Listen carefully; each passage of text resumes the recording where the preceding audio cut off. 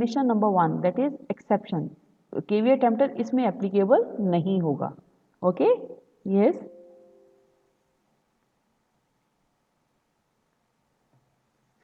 Now second is where this is not applicable, where seller makes a false representation और obtains consent by the fraud। तो ये जो हमने topics पढ़े थे, जब आपकी कंसेंट फ्री नहीं होगी तब उस केस में भी केवीए टेम्पटर एप्लीकेबल नहीं होगा। बायर फ्रॉड से कॉन्ट्रैक्ट साइन कर रहा है, बायर को आपने गलत इन्फॉर्मेशन बता के कॉन्ट्रैक्ट साइन करवाया है, बायर को बता दिया कि I am giving you this information which is you know that it is wrong.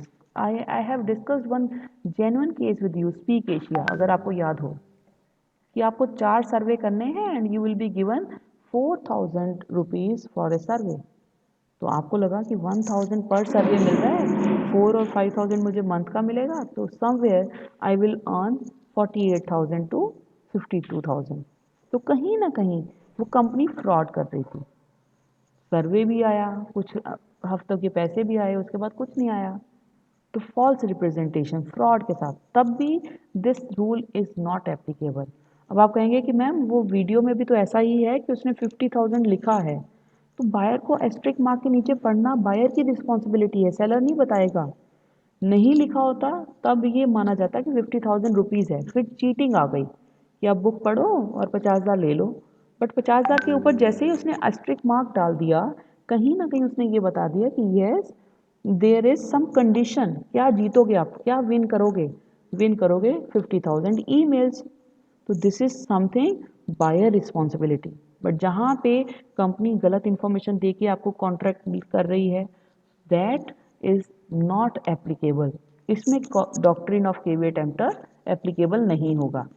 Condition as to मर्चेंटेबिलिटी, आप आगे जो प्रोडक्ट खरीद रहे हो वो ट्रेडेबल होना चाहिए। वो ट्रेडेबल अगर नहीं है, आपने स्टॉप कर दिया कि बायर आगे उसको बेच नहीं सकता, तो then that is not going to be applicable.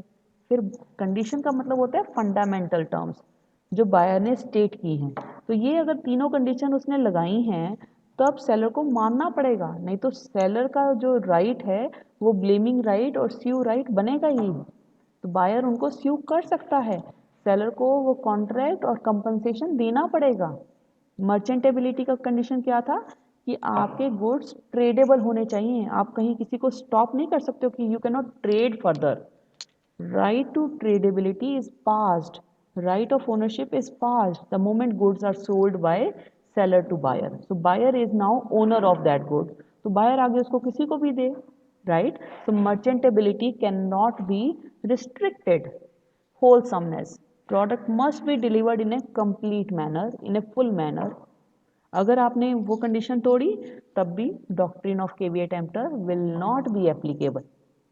Or any condition by the custom or trade usages, यानी कि अगर उसने कहा कि मुझे प्रोडक्ट आप बाय बस भेजेंगे, बाय रेलवे भेजेंगे, बायर ने कोई भी ऐसी कंडीशन लगाई है ट्रेड करते टाइम, तो वो कंडीशन मानना भी सेलर का काम है।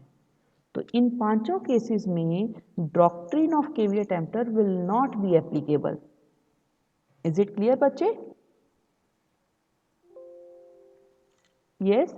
Yes, ma'am. So, Yes, ma'am. okay, this is all for today's class. We'll discuss the next topic in the next class tomorrow. Okay, please attempt your test at IMCRP. It has already been started. Okay, ma'am. Okay, yeah, Okay, thank you, ma'am. thank you, thank you, Thank you, Okay, ma'am. ma'am. Thank you, ma'am. thank you, thank you.